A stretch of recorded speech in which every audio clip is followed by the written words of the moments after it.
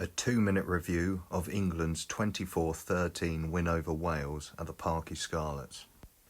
England started the game well, dominating possession and field position.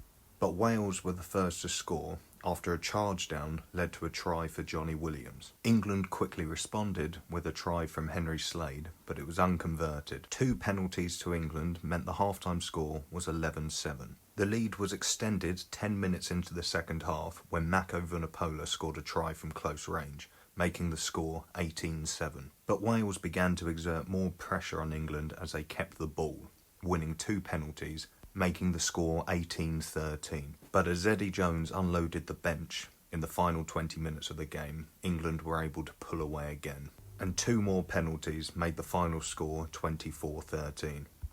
3 takeaways from this match. 1. England need to convert pressure into points.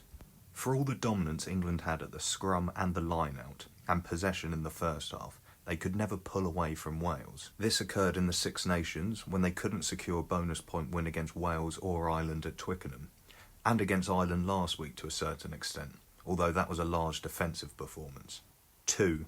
Wales learnt from the Ireland game last week. After seeing Ireland struggle to break down England's aggressive defence last, despite having huge amounts of the ball, Wales were clearly not going to fall into the same trap, and therefore decided to kick the ball much more and rely on their defence, which fronted up against England.